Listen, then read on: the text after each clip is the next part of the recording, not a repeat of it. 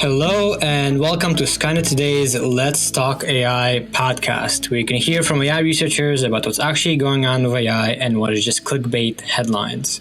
I am Andrey Kurenkov, a third-year PhD student at the Stanford Vision and Learning Lab. I focus mostly on learning algorithms for robotic manipulation in my research. And with me is my co-host. I'm Sharon, a third-year PhD student in the machine learning group working with Andrey. I do research on generative models, improving generalization of neural networks, and applying machine learning to tackling the climate crisis. And Sharon, I believe you just actually submitted a paper to NeurIPS this past week, which you mentioned you were working on before. So I hope that went well and you've been recuperating. Yes, it's been a roller coaster to say the least, and it's hard to slow down the momentum once you've been going for so long, probably for the past month, very little sleep. But yes, I did get my papers in. I had I had 3 actually this time. 3, wow, I usually try for 1 given deadline, so that is commendable. It's mainly 1. But speaking of NeurIPS, our first article has to do with the Black Lives Matter movement and how NeurIPS responded to that, which I think was commendable. So the article is AI Conference NeurIPS extends paper submission deadline amid BLM protests. And so at a high level, the deadline for submitting papers to this AI mega conference called NeurIPS has been extended by 48 hours by the committee. And this was to give people affected by the ongoing protests in the US more time to finish off their work. And of course, outside of the US too, there have been many protests as well. And so in its announcement of the extension, the NeurIPS board said, today NeurIPS grieves for its Black community members devastated by the cycle of police and vigilante violence. Today, NeurIPS mourns for George Floyd, Breonna Taylor, Ahmaud Arbery, Regis Korchinski-Paquet, and thousands of Black people who have lost their lives to this violence. Today, NeurIPS stands with this Black community to affirm that today and every day, Black lives matter.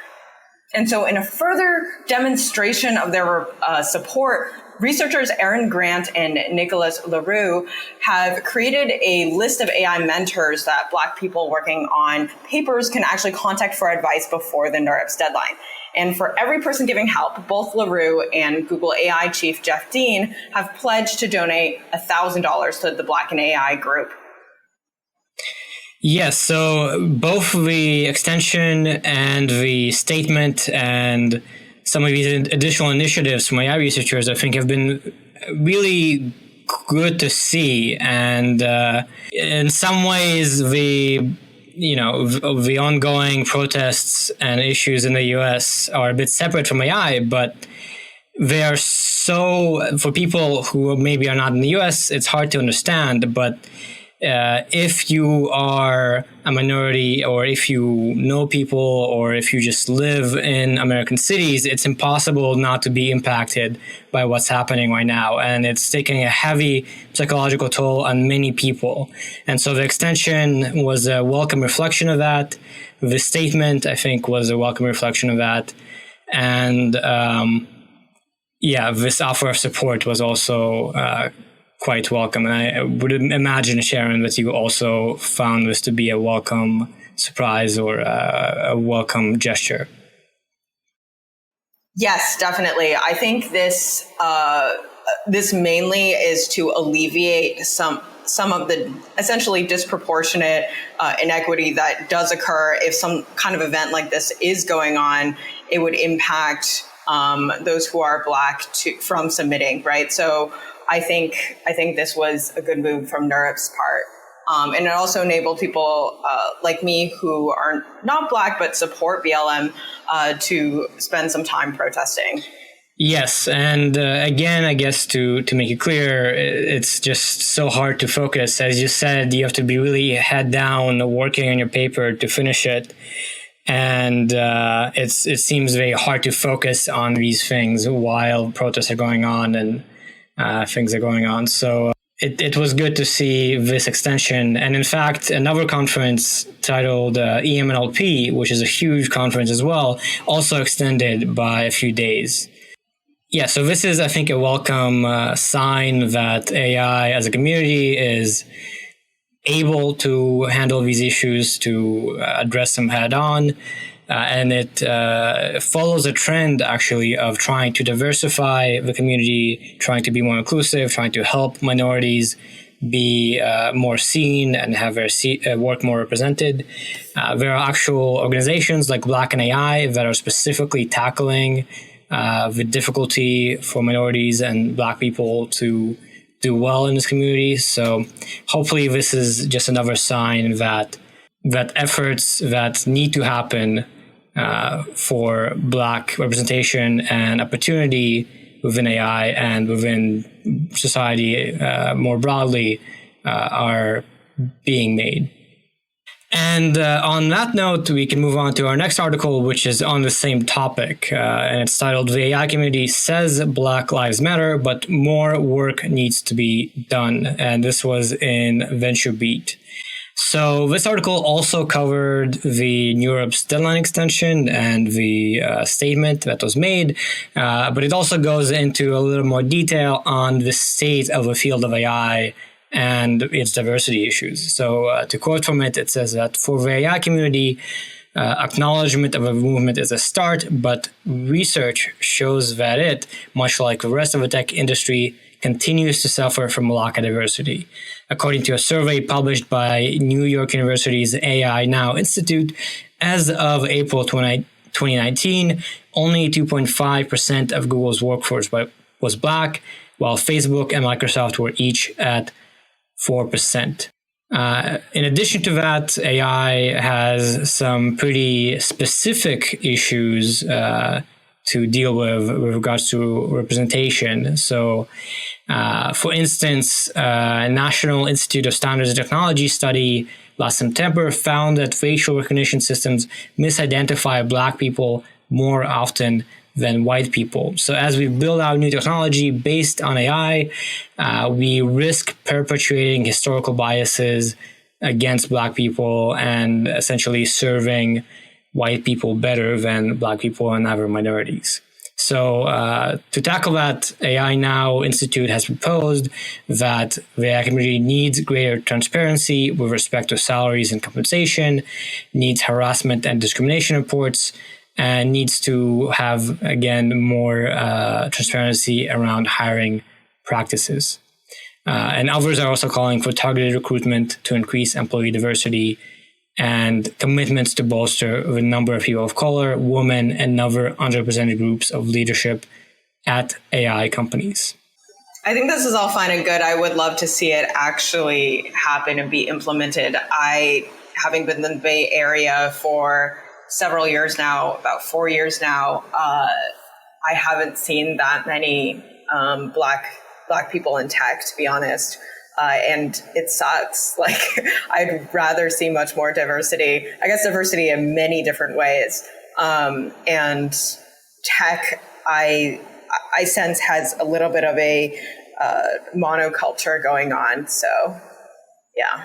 Yeah, I agree. I think it's obviously complicated and it's hard to make change on a societal basis, but it is also true that there is an underrepresentation of Black people and other minorities, of course, and saying things is not as effective as actually trying to do something. Actually, it struck me that when we were talking about this in our lab meeting, our lab is fairly big, but there is the underrepresentation even just in that small group. There's not that many Black people among us. So I guess the silver lining is this is reminding us to pay attention and actually try to do something. And I've also seen a lot of other prominent AI researchers express support and caring in the last week or two via Twitter. So, of course, it's a stressful and rather emotionally fraught time, but hopefully through it we can actually lead to improvement. I've seen a lot of solidarity in the community, and I've also seen several AI leaders come forth with their opinions and stated essentially publicly, and that's been really compelling. One is definitely from Andrey, my advisor, and the other is from Joshua Bengio that I've seen as well. And I'm sure others have too. I've not been much on social media due to the NeurIPS deadline, but I've admired that, and I hope that people realize that this is not something where they necessarily have to. I saw something about how this isn't something you necessarily have to be, all professional about, because I guess being neighborly and being kind to fellow other human beings should come first. So I found that pretty compelling. As did I. Yeah, actually, I was not submitting, but just reading the statement from NeurIPS as a rather professional, large conference, it seemed to me a fairly direct, non-careful, non-sort of PR, very compassionate response, which in one way isn't doing much, but in another way is very directly addressing the situation, which was commendable. And so now switching gears a little bit, we are going to talk about an article called "Deepfakes Are Going to Wreak Havoc on Society. We Are Not Prepared." And this was published in Forbes. So deepfakes are already pretty scary, and they're enabled by recent advances in AI. So deepfakes essentially allow synthesized videos of all sorts of people, including politicians, but also fake audio recordings, and much more potentially harmful media. And so this amount of content is growing. We're already beginning to see how it could be used for ill purposes. An Indian politician actually used deepfakes as part of his campaign, and Donald Trump recently retweeted a deepfake of Joe Biden. The facts that deepfakes are getting better, and due to the accessibility of the technology, that they can be created by essentially anyone, or many more people at least, the stakes are very high. The Brookings Institution summed up the social and political dangers they pose, among them manipulating elections, undermining public safety, and inflicting damage on the reputation of prominent individuals. So as a result, U.S. lawmakers are beginning to pay attention to this, while experts warn that the examples we've already seen of their use are canaries in a coal mine. So how do we actually combat the rise of deepfakes? Well, unfortunately, the legal frameworks that we have now are limited against this anonymous internet that we have. And the most effective short-term solution may have to come from actually the major tech platforms taking steps to limit that spread. Yeah, so to expand on that a little bit, this article is in many ways just a great summary on the state of deepfakes, but it also does note that essentially passing laws is a tricky idea here. For instance, one idea might be to try and legislate so that companies would have to legally work against deepfakes and other damaging and misinforming content on their sites. But this goes against a long-held kind of legal framework for regulating companies, where they essentially are not responsible for content that users post on their platforms. So it's very tricky. And quoting from the article, it says that in the end, no single solution will suffice. An essential first step is simply to increase public awareness of the possibilities and dangers of deepfakes, and informed citizenry is a crucial defense against widespread misinformation. And so as the US presidential election draws near, I think we'll all need to be a little more careful and be wary, because there may well be many more deepfakes coming around. Yes, and I think this is actually extremely worrisome right now, when people very much believe in the videos that they see or audio recordings that they hear, where I think if over time deepfakes are just so widespread that people become almost immune to them, or at least not immune, but less affected or kind of skeptical of them, much like I think written text, written news is now. It might be slightly less concerning, but right now people highly believe some of these things. And so this is probably the most concerning time for deepfakes, which is that transition period. And while these legal frameworks are trying to adjust to this, I feel like it's only inevitable that deepfakes will essentially become commonplace. But hopefully, in their becoming of commonplace, people will be dispelled from the illusion that they are indeed real. Yeah, I guess this plays into a larger issue of on social media, especially on something like Twitter, you may see something and read it or watch a video and then take that to be accurate and not, edit it to be misleading, or in this case, actually just generated by AI to be misleading. And so, as you say, hopefully having this more sophisticated way to trick people will lead to people just double checking the veracity of whatever they stumble upon instead of just trusting it. And that is also what this article is kind of pointing out. That being said, people don't really double check some of the news articles they read, or rather the news headlines they read. So it's quite possible that this just exacerbates the echo chamber and confirmation bias. Yeah, it's tricky. We've had some discussions of this at Stanford with some Stanford professors and so on that I've attended. And one part of the solution is to actually have more fact checkers and have newspapers kind of attach, let's say, proof of veracity to various documents, like photographs and so on. So we'll need some sort of bodies that can actually be trusted, or else truth is dead. And hopefully, I guess our journalistic backbone as a society also strengthens in response to these challenges. But enough of that. I guess we'll see if deepfakes actually do come about more.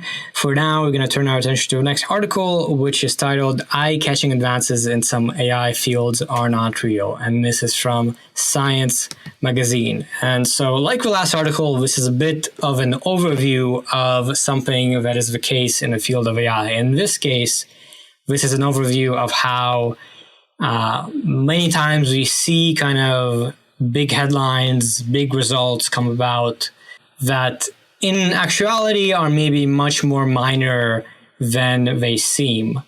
So you might hear about a new technique leading to superhuman performance on some game, and though this looks impressive, it doesn't amount to much actual progress. And in fact, existing techniques, when used appropriately, might be as good or better.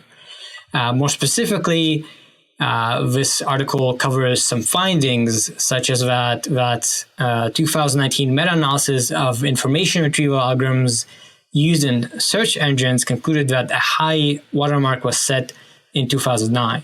Another study in 2009 reproduced 7 neural network recommendation systems of a kind used by media streaming services and found that 6 failed to outperform much simpler non-neural algorithms.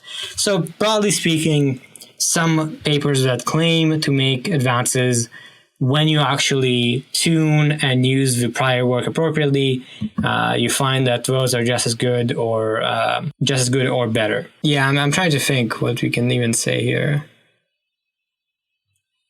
Not much. Yeah. I guess, let me transition. So we've discussed this a little bit already in the past of how there is a problem or there's not enough real good scientific of how the research methodology used in many AI papers are not quite strong enough. We all rush to publication and so on. And so this is not particularly surprising, and it's important to be aware of as someone outside of AI looking in. Sharon, I think before when we discussed this, you said you saw a lot of papers that seem flimsy and also think that research methodology should be stronger.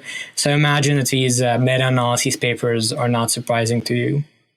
Yeah, it also makes me think about, prior methods that have been largely abandoned or have only been touched on a couple times since, because so much focus now is on AI.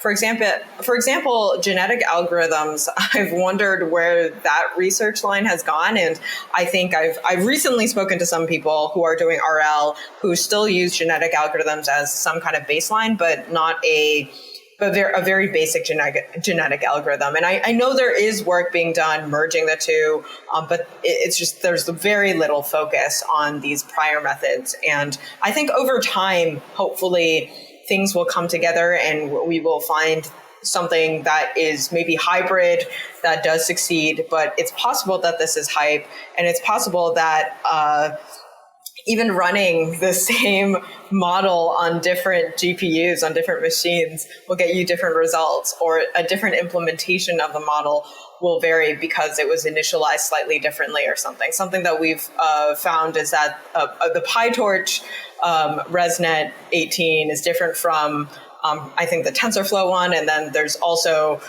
other implementations that are all different, but they have all the same underlying architecture from the ResNet paper. So it's very arguable what we should be trusting a lot of the times here, when many things are very empirical. Yeah, exactly. And it's a little bit funny, I think, when you are in AI research and you sort of work on AI research, you actually realize that AI researchers are the most cynical people with regards to AI advancements. Like, often when you read a paper, you're a bit skeptical of the precise numbers and everything, and maybe just are curious about the idea. So as an outside observer, it's important to be aware of these things, that there's a lot of tweaking, a lot of parameters, a lot of sort of accidental improvements that may not necessarily hold up. And so hopefully as a field, we are discovering things over time, but it's a messy process, and individual claims, individual advancements should be regarded with healthy skepticism. Yes, I completely agree. And with that, thank you so much for listening to this week's episode of Skynet Today's Let's Talk AI podcast. You can find the articles we discussed here today and subscribe to our weekly newsletter with similar ones at skynettoday.com. Subscribe to us wherever you get your podcasts, and don't forget to leave us a rating if you like the show. Be sure to tune in next week.